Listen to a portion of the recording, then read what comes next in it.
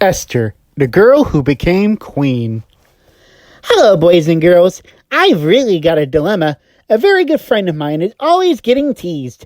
Just because she's an onion, the other kids call her Smelly Kelly.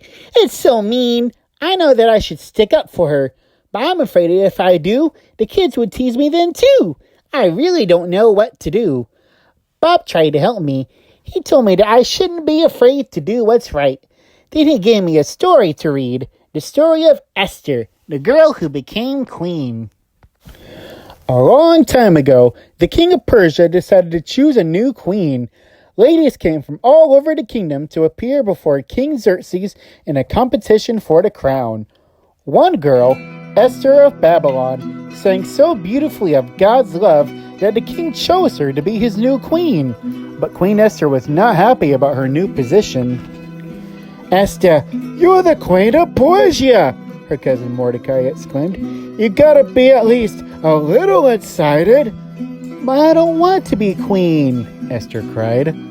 "Oh, Esther, God has a plan for you," he told her. "There must be a reason that you're the queen." Mordecai, who worked as a palace guard, was very wise and faithful to God. The king's second in command, Haman, hated Mordecai.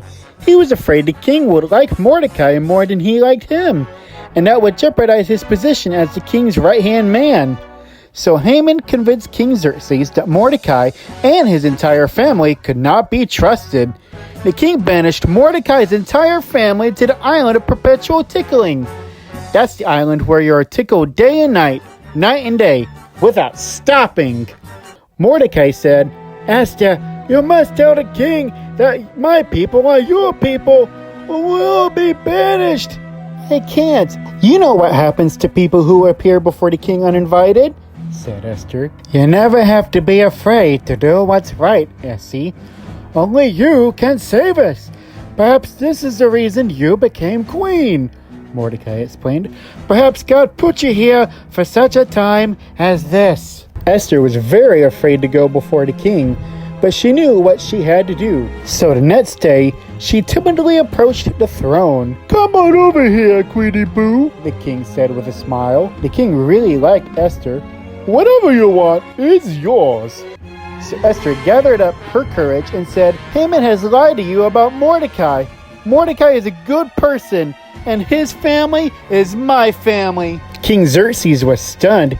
He loved his queen and would never harm her people. So the king told a grim tickler to take Haman to the island of perpetual tickling, and Mordecai became his new right-hand man. And that is the story of Esther, the girl who became queen and saved her people, all because she had the courage and faith to do what's right. Wow, I'm really glad Bob helped me remember the importance of having courage. I needed to be reminded that God is always by my side, that I should never be afraid as long as I'm doing what's right. Next time I see the kids picking on Kelly, I'm going to stand by her side and help her. That's what God will want me to do. And besides, just because she's an onion doesn't mean she smells. I've known some pretty stinky cucumbers too, but God loves them all. Remember, God made you special, and He loves you very much. Be brave, and may the Lord be with those of you who do well. 2 Chronicles 19:11. The end.